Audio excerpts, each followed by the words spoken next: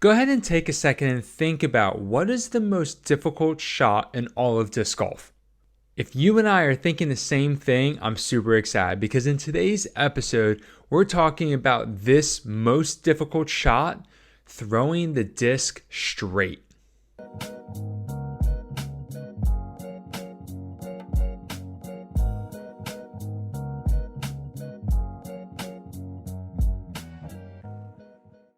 Hey everybody, what is up? It's Antonio. I am so excited for today's episode. I have a lot of really fun things planned for this episode. One segment that is completely new, and I cannot wait to share that with you.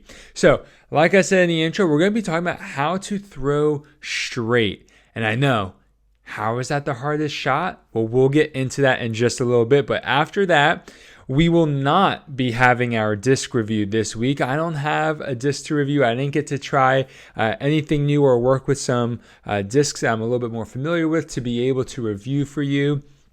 But OTB is always open, so you can always get a disc from them. They're the sponsor for the disc review. Then we have the new segment. We're going to be talking about a pro tip that I've gotten from a pro. And so we will talk about that. We will recap the Ledgestone Open and then preview the Idlewild Open or Championship, whatever it's called, but we will preview Idlewild. So I'm super excited for today's show. Let's go ahead and let's get right into it. I know that throwing straight doesn't sound like it would be all that tough, but just think about what it means for a second before we get into how to do it with different stabilities and how the wind affects throwing the disc straight. Think about what it means to throw straight. It means that you pick a point and without pretty much wavering left or right, the disc is going to fly directly at your target without any of that wavering. That is so difficult to do. We talk about hitting your target. We talk about, even hyzer shots and anhyzer shots, you have to be aiming at a point. But when you're trying to throw the disc straight, what you're trying to do is basically avoid any left or right movement as much as possible. That is why it's considered one of the most difficult shots, because when you're throwing exactly straight ahead, you are wanting it to land flat on the ground directly in front of you, so to speak. So you're not wanting it to go and fade into a gap. You're not wanting to really play a skip. You're wanting it to go exactly where you're looking, which means that the room for error is so small. And that's why throwing straight is so difficult. It's not that the act itself is maybe that challenging, but the room for error is so small. And that is what makes it so difficult, because you know exactly when it goes straight. Like I had one of those throws this weekend. But if you try to throw straight and it doesn't go straight, it's blatantly obvious. So that is why throwing straight is so difficult. But there are a couple different ways that we can do this. Now, some of these methods are right on the brink of not really working, and there's a few reasons for that, and I'll get into that. But for the most part, I have found that there are three ways that you can throw the disc straight. The first is to throw a flex shot with an overstable disc. The second is to throw just a flat shot with a neutral disc. And the third way is to throw a hyzer flip with an understable or a neutral disc. So the flex shot, you would only throw a flex shot with an overstable disc. And that's because on a flex shot, you're throwing the disc on anhyzer and having the disc stability sort of fight out of that anhyzer. Now, most shots on a flex shot are going to have a sort of S shape, but depending on your control and the stability of the disc and the power that you have, you can throw a flex shot that kind of just is, it almost looks like it's on anhyzer, but the stability of the disc is fighting out of it, and it's this really gentle sort of ginger turn and fade that you have. For example, in the final round of in the final round of the Ledgestone Open, Ricky Wysocki had a throw on oh, what hole number was it? I think it was hole 7. I think it was hole 7 or 8. The one where you have the trees with the gap in between and you have to cross the gap, otherwise you're OB. Ricky threw, I remember because I was just watching it earlier, an Orbit Rive, which is an overstable distance driver. And he threw it with just enough anhyzer angle on it that it turned enough to fly straight, but it didn't like drift super far right. But the stability of the disc counteracted his power enough that the disc didn't like fight to the left either. So Ricky took this overstable disc and threw it on a flex line, but one, he's Ricky, and two, he really understands the disc and the angle that it needed. And that's why this shot can be so tough, because most times when amateurs especially are throwing a flex shot, we're looking for that S shape and we're looking for that overstable disc to hold long, just long enough to finish and fade and skip. And that's the thing. With a flex shot, you have to prepare for a skip. So if you are wanting to learn how to throw a straight shot by throwing an overstable disc on a flex line, start with discs that are closer to the neutral stability. And when I say neutral, think of like a disc when thrown flat, it will fly straight with minimal fade, maybe like one fade on the 4 flight number system. Start with something closer to that and just learn to control the disc's angle and speed that way, and then work up to discs that are more overstable if you're really wanting to learn how to do this. Some of you might already have the power and touch for it, which is awesome. But that is the first way that you would throw a straight shot. It's a touchy method, but it works, especially when you have a disc that you can do it really well with. It really opens up some options for you, because that same disc you can then go and throw a hyzer. So really, really cool stuff. The one after that, like I mentioned, is throwing a flat shot with a neutral disc. Now, in theory, this should be the easiest shot. But like I said, when you're throwing it straight, the room for error is so minimal. That's why it feels so difficult. You know when the disc goes straight and when it doesn't, because it's not, oh, it faded just a little earlier. It's like it's straight or it's not. With a flat shot with a neutral disc, that disc is not going to compensate for a bad throw or bad form. It's going to go exactly where you release it and exactly where it's flying. Like, it's not going to turn because you threw it a little early and the turn of the disc will compensate for it, or a hyzer, so on and so forth, because you grip locked it.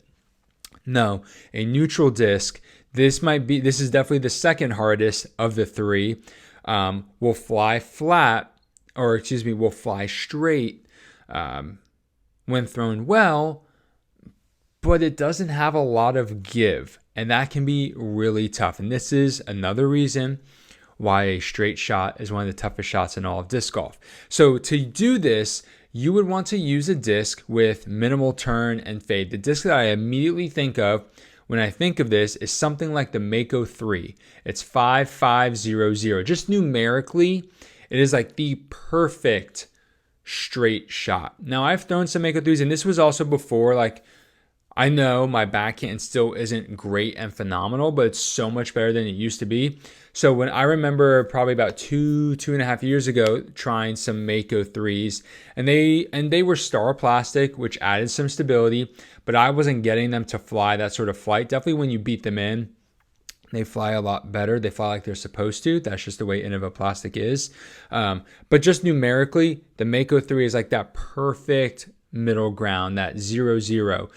The old school FD with the -1 turn, 1 fade. Something like a Lone Star Disc Lariat with the -1 turn, 1 fade. You want something along that road for a flat, neutral, straight shot. You don't want something with too much turn, like if you were thinking about like a Discraft Hades or an Innova Shrike or a MVP Wave, because those discs are made to turn. And so you would be throwing our third shot, which is the hyzer flip, to get that straight shot. So when you're looking for something to just throw a flat straight shot with a neutral disc, you want something that's not going to waver left and right a whole lot. Following that, we have the hyzer flip. Now, this is, in my opinion, the easiest way to throw a straight shot. Most players will throw naturally on hyzer or can more easily throw on hyzer than any other line, whether it's a flat or anhyzer line. Hyzer just tends to be the easiest. And so with the hyzer flip, you're going to take that understable or that neutral disc, depending on your arm speed, and you're going to throw it with some hyzer, and the turn of the disc is going to flip it up to flat. Now, this is where it gets tricky.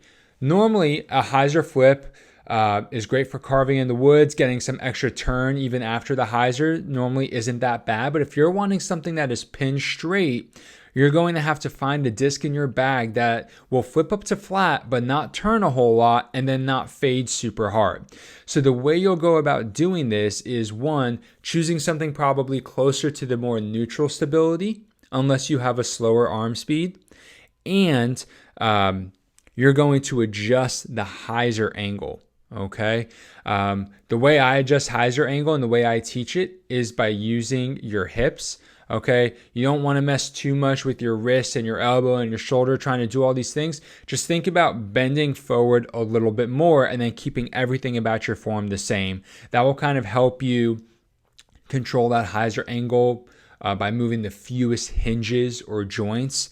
So anyway, with the hyzer flip, when you're trying to actually get it to fly straight, adjust your hyzer angle and go with something not too understable, unless you have a slower arm speed where you need that understability to really help you accomplish this kind of throw. But those are the three ways with the three different stabilities that I would recommend going and throwing a straight shot. I would say that the easiest is the hyzer flip.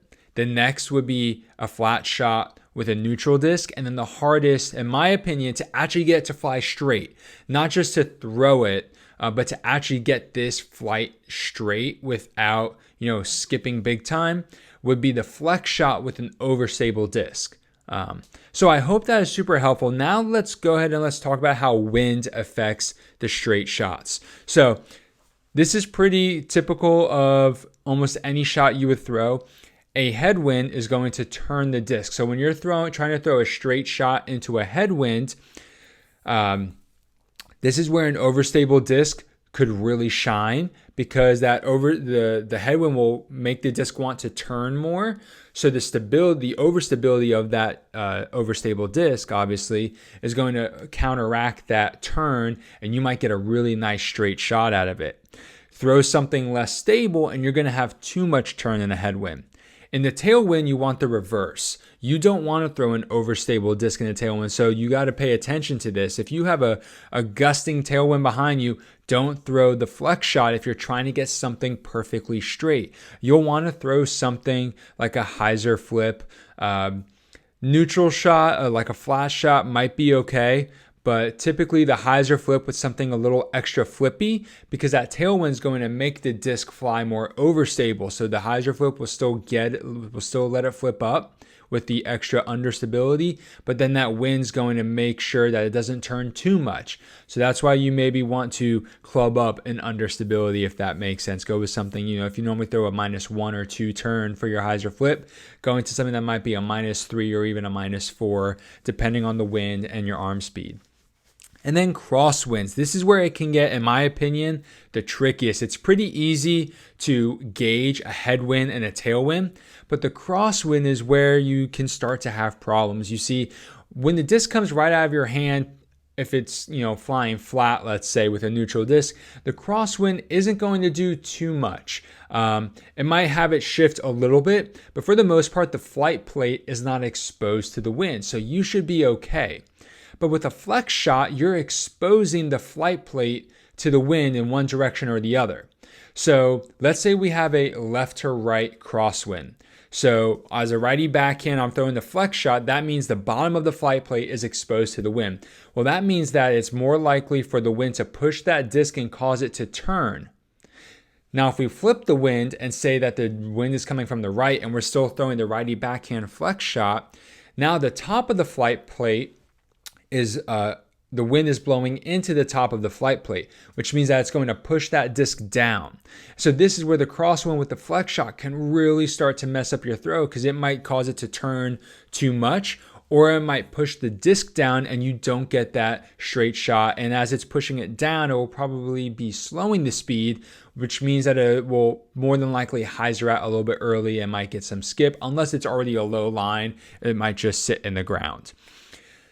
Then the other thing with that as well is you could get a pretty nasty roll if it hits the ground on a weird angle as well. So that's how the crosswind can affect the flex shot. Neutral, flat shot shouldn't affect it too much, but in this case, it can be really hard to execute that, because even the wind will exaggerate even the slightest missed angle on your throw. Then when you're throwing the hyzer flip, this is probably the most important time to pay attention to the wind, because the flex shot, you can kind of compensate a little bit more depending on it, or at least move to neutral. But on the understable shot, on the hyzer flip, this is the one that most people are going to feel comfortable with. And the same thing but reverse for the flex shot is going to happen here. So on the hyzer flip, on the left to right crosswind, the top of the flight plate is exposed. And so what is more than likely going to happen on the hyzer flip, that disc won't get to flip up because the wind is pushing down on the top of the flight plate. And if you flip the wind, having it go from right to left, the bottom of the flight plate on a righty backhand hyzer flip, the bottom of the flight plate is exposed to this right to left crosswind, which is going to lift the disc and move it left. So my recommendation for the winds, headwind, throw an overstable disc when you're trying to get it to go straight, so that flex shot could be really useful. Tailwind, throw the hyzer flip or a neutral disc depending on arm speed and stability. And then on the crosswind, do your best to just throw a neutral disc flat. That will minimize the amount of wind, or the effect that the wind will have on the disc. It is a tough shot, but even if you miss your angle a little bit, the consequences of that won't be as great as than if you were to throw a flex shot or a hyzer flip and have the wind get messed up in some sort of fashion. So there's a lot of information there. That is a lot to process. So if you need to go back and listen to all this, I definitely understand. But if you need help with this, you can post a video in my Discord server and we can help you there. Or if you want one-on-one coaching, send me a video on GiveGo and use the discount code REGIRO and you'll get your first session for free, and I can help you with that. Now, like I said in the beginning of the video, we don't have a disc review, but I do want to remind you that if you want to get some discs and you're looking for something new, last week we talked about the Lone Star Disc Harrier, and the week before that was the Westside Bear. If you want to try some of these discs that I've mentioned, the Jester Disc Golf Peace Train, go ahead and head to OTB Discs and use discount code GLADIATORDG for free shipping, and you'll be able to hook yourself up with some awesome discs. And if you're on the East Coast and you want to get the discs sooner, check out OTBEast.com, and they are constantly growing the selection there. And I haven't checked in a little while, but the discount code might be active on OTB East as well, so you could get the benefit there. Now let's go ahead and let's get into our news segment. I am super excited for this. We have a pro tip. Several months ago, I reached out to Ohn Scoggins and was just like, Ohn, you are an amazing putter, one of the best on tour, MPO and FPO field included. Your C1X percentage is always like 95% or higher. Ohn is such a great putter. So I asked her, what is her practice schedule like? How did she become such a good putter? And I'm so excited to share her tips with you guys. Now, before we get into those, I will just say this. As with most things in disc golf, if you don't practice the skill, it's really hard to improve. So with what we're going to talk about from Ohn Scoggins, because I'm guilty of this, I haven't done this in a long time. We have to make the time if we're really trying to improve our game for competition. We have to make the time to do what she's saying to do. So first things first, Ohn says to practice 1 hour every day. Now, that already might be caught, ruffling some feathers. Yes, she's a touring pro. she theoretically has more time, so an hour. If that is too hard for you to get into right now, start with 15 or 30 minutes. And as much as you can, try to have your putting practice station set up permanently so that you never have to go in, like grab your basket, set it outside, get your putting stuff all together, because that just adds time and it sort of causes friction between the decision to practice your putting and then finally getting to practice your putting. So she says to practice 1 hour every single day. The next tip is to keep your hands and wrists tight and release with 100% commitment. That is one of the most important things. Whether you practice a lot or you don't, pretty much your putt will be a result of your commitment. And when you're committed to the putt, that means you've picked a spot that you're aiming at. You said, I'm releasing the disc right there on my putt. That's the line I'm committing to. Nothing else is in your brain. And you're keeping that the hands and wrists tight. Now, everybody sort of can interpret this a little differently. I will just say that in the spirit of keeping your hands and wrists tight, you don't want to be gripping the disc with like a death grip or anything. That's I don't think what Ohn is talking about here. But you need to be able to sort of pop those fingers like we've talked about in previous episodes to really improve that spin on that putt and sort of get a cleaner, more consistent release using your fingers more. And to do that, you have to actually be squeezing the disc or having some kind of pressure on it. So the pressure that you apply is going to be different for every person, but just think about actually applying pressure with your fingertips on the disc and committing 100%. Now, Ohn is a professional, one of the best putters in the world. She practice putts 300 to 500 putts a day. But that takes some time. Like, that is legitimately a few hours of practice. That is more than 1 hour, unless you just have a stack of like 25 putters that you can just run through in like 2 minutes at a time. 300 to 500 putts a day. She says start with 50 a day. Build those good habits, build that endurance, because you're going to find as you're working on this that, it is tiring. Your arms getting tired. Your legs are getting tired. Your focus and your attention is not there. So start with 50 putts. Use the DG Putt app. Use a Champ Cap to help you with this.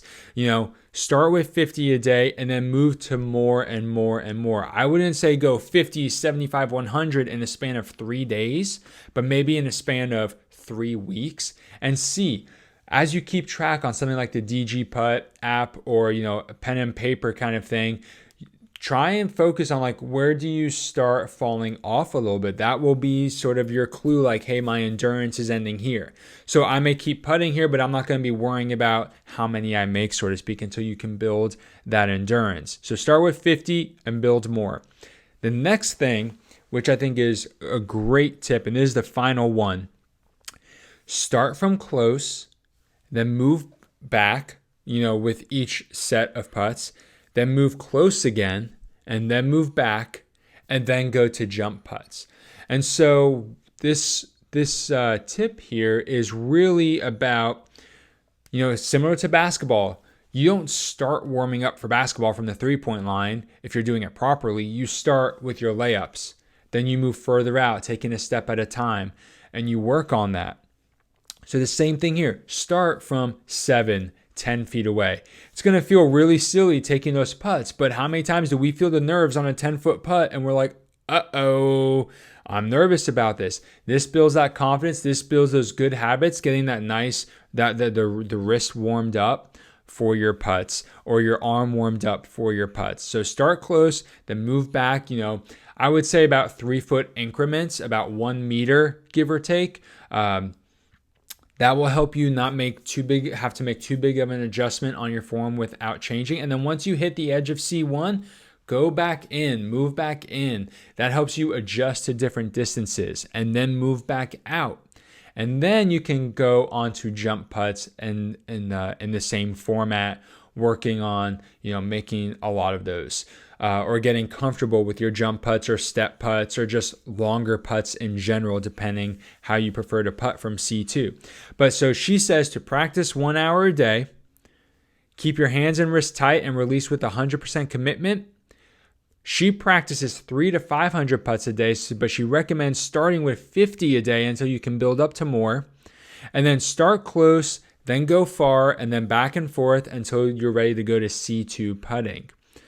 So those are some amazing putting tips from Ohn Scoggins. So I want to know, one, if you found this helpful. I hope you did. I know I have found it supremely helpful, and I can't wait to put these tips into practice. But two, let me know which pros you want to hear from. If you're on YouTube watching this and listening to this, go ahead and comment down below. If you're in my Discord, go ahead and message me in Discord or put it in the chat there. Instagram, Spotify and Apple, you don't really have a place to comment, so it'd be kind of hard to do that. But find a way to reach out to me via Instagram or Discord or on YouTube to be like, hey, I want to hear what this pro has to say. And if you have a specific topic that you want to hear from them about, let me know that too, and I'll reach out to them so that I can share that information with you. I already have a couple in mind that I plan on reaching out to, but I want to hear what you all have to say. So I hope you found that first pro tip super helpful. I know I have, and I can't wait to put it into practice. Now let's go ahead and let's recap the Ledgestone Open. No surprise here, but the Ledgestone Open was great. I really look forward to this tournament every year, especially now that they've added Northwood Blacks to the layout. It is just such a good tournament every single year. I think the players look forward to it. I think it has a great layout. It challenges the players with a combination of some open and wooded golf, especially with Northwood now. And I just really, really like the Ledgestone Open. And this year, the competition was fierce and it was competitive really to the very end. With a couple holes to spare pretty much to the very end. But yes, it was a great tournament. I enjoyed it a lot. I got to watch most of it. Not all of it. I got to watch most of it, which is more than what the last month or two of this summer has been. But the weather was good for about 75% of it. The final two rounds dealt with some rain. The final round especially dealt with the most. And so that posed some unique problems for the players and also put a lot of pressure because it was like, hey, if you were playing well for the first three rounds and now you have this rain, what's the likelihood that you completely, bomb and you end up not winning because the elements got to you? Well, that didn't happen for either of our winners, but, going into the round, that is definitely something to consider. So it was competitive in both fields going into the final round, both MPO and FPO. There were multiple people that could have won. Yes, you had two individuals that were leading the pack in Cole Redolin and Missy Gannon, but given the conditions and just, how the scoring capabilities of the other players who were behind them, it's possible for pressure and the elements to have gotten to them. But they didn't. Cole Redolin, who has had multiple podium finishes this year and has been in the running a handful of times, finally gets his first Disc Golf Pro Tour win, his Elite Series win. So super happy for him. He is one of several players this year on the MPO side who have won their first Elite Series event, which is just really, really cool to see. And it's just a testament to the depth in the MPO division and just how competitive it's getting. I know I was listening to Big Germ and Yuli talk in the final round, and it's one of those yes, we say every year the competition gets better and better, but it feels like every single week it just gets better and better. That scores, you're having to shoot 2 or 3 strokes better each round, not just over the whole tournament, but each round in order to compete and in order to win. And something else that Big Germ was talking about is that, for the longest time, it was like the 30-year-olds could win pretty frequently because they had the experience and they had the talent. But then as the sport continued to grow over the last, couple decades, especially the last 20 years, the winning age group started to decrease in age. We're now all of a sudden the mid to high 20s, and now we're getting so many players under the age of 21 winning. Last year we had, I believe, last year Gannon Burr winning USDGC as a 17-year-old. Coral Dolan just won. He's 18. Isaac Robinson has won a couple events, and I'm pretty sure he's around that same age group, along with a couple other players. So definitely MPO side has a lot of young competition that is just taking victories from the older disc golfer, so making it really competitive, really, really fun stuff. And then Missy Gannon with back-to-back Ledgestone Open championships, which is awesome. She has played so well at this event. I'm so happy. I've talked about in multiple episodes now that she's always been right there this season, and always just in the final round kind of loses it. And it was so good to see her win and to see her, not lose it and just play with such confidence, which is so good to see. Having another name win, it was just awesome. Really happy to see Missy Gannon get that victory. And what's ironic and just hard to believe, I think it was Statmando or Disc Golf Pro Tour posted a statistic where basically they said that of Missy's 4 wins, she averages more money per win than any other player in the FPO field, even more than Kristen Tatar. Like Missy's average winning is like 12,000 and change, and Kristen's average winning is like $8,000 and change. So it's a pretty big disparity. Missy has won some pretty big tournaments with big purses, and so that has definitely helped her average.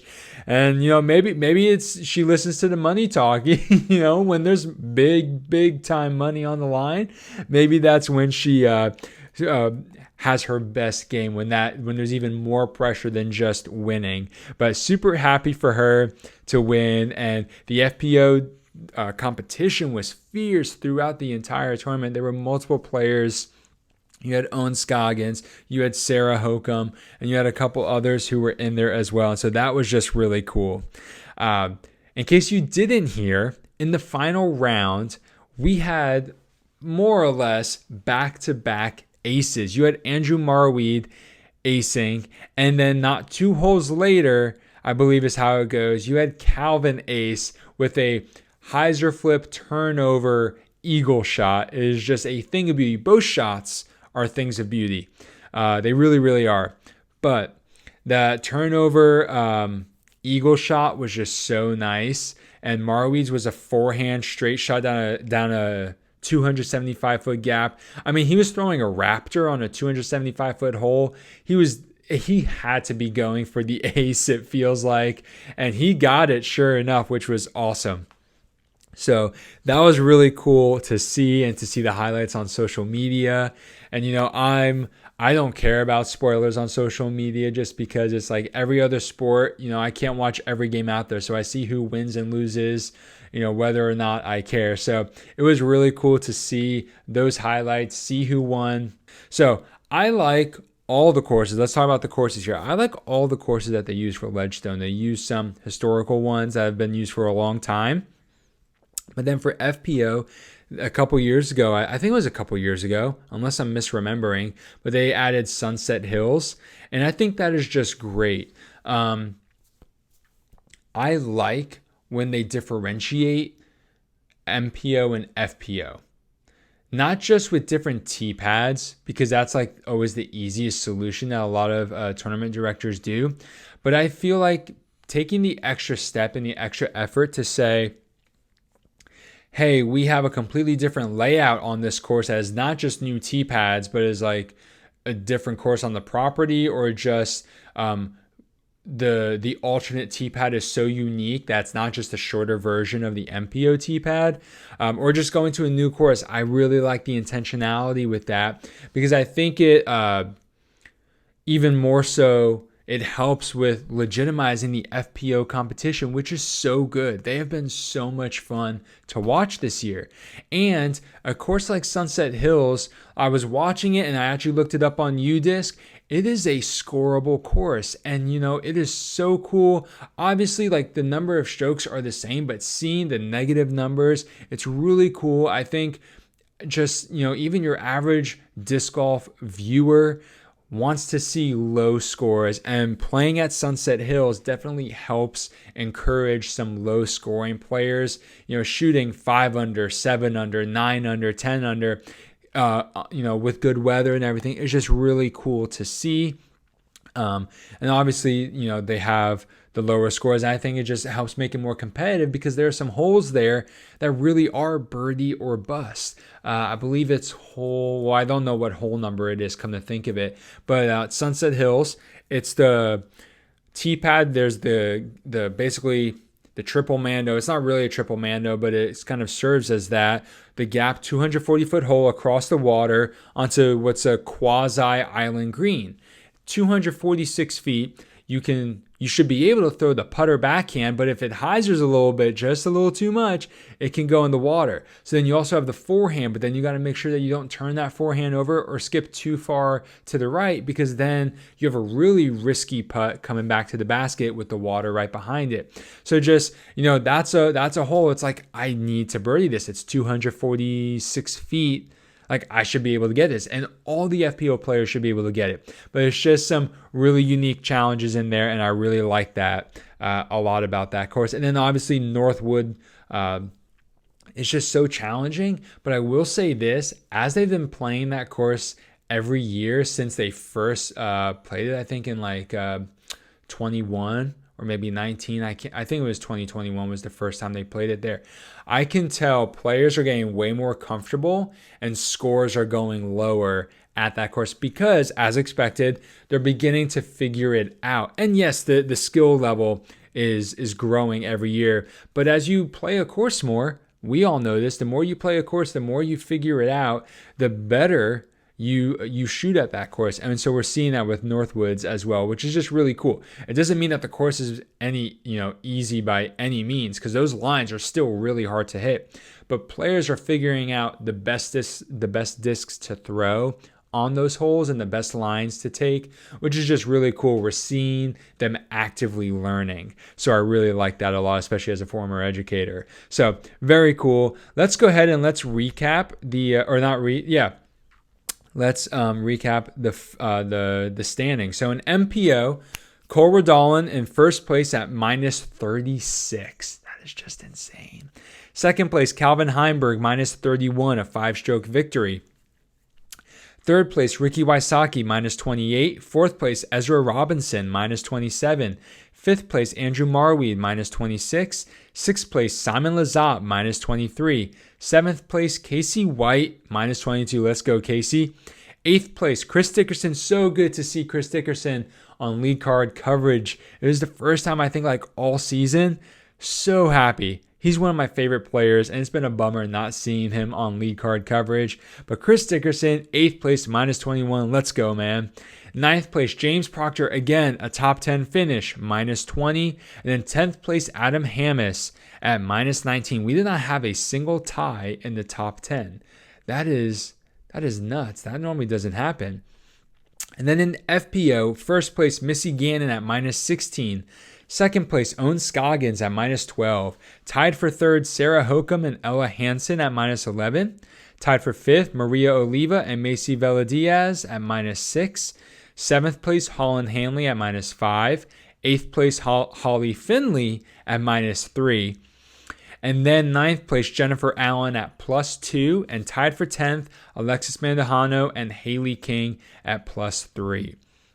So really good. A lot of FPO players in the negatives, which is awesome, which is the benefit of a course like Sunset Hills for the FPO division. That is really, really cool to see all that. So Ledgestone Open was a great event. It normally is every single year. So I'm happy that it went well this year and that the weather was definitely a little bit of a bummer, but not too bad. All right. let's go ahead and let's preview the upcoming tournament. We have Idlewild coming up this weekend. This is one of my favorite events all year. I just think that the course is so cool. I love the wooded track.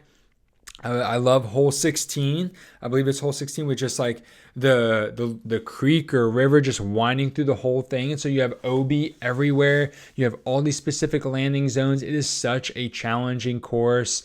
I just really enjoy Idlewild a lot. And living in Nashville, it's a lot closer to me now than it was when I was living in Texas. But it is still pretty far away. I thought it was a lot closer, and then I realized that Burlington is like far north Kentucky, not anywhere south like I thought it was, which is a bummer. I would have loved to go, but alas, it was not possible.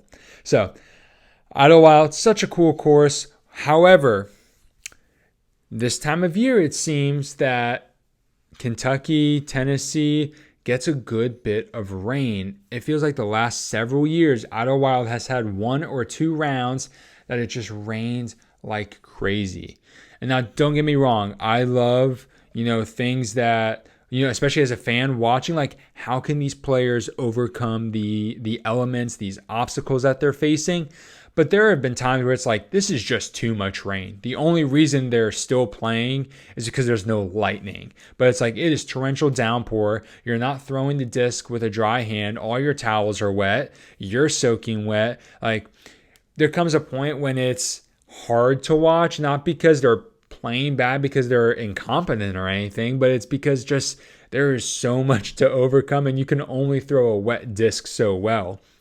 So I'm hoping that the weather is cooperative and we get something comparable to this past weekend where it's at least sunny and clear most of the time.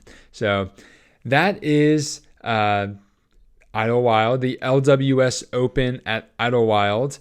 I checked UDisc before and they don't have the Grip 6 picks up yet. I checked last week too after I had recorded the podcast, and for some reason, it didn't show up for me, so I missed it, but I am definitely going to make an effort to pay more attention and definitely sign up tomorrow or Thursday for the Grip 6 pick challenge and, put my picks in there. But I'm super excited for Idlewild. I know Kristen Tatar will not be there because she posted on Instagram and said that she won't be returning to the States until Worlds. And so she's going to continue competing in Europe on the European Pro Tour and those kinds of things with, I think, the Estonia Open already happened, but a couple other big tournaments that are coming up around there. So that is all that I have for you, everybody. I hope you enjoyed this episode. I hope you learned something new about how to throw straight. It's a challenge. It's definitely a shot we all need to learn. And there are a couple ways to do that with flex shots, flat shots, and hyzer flips.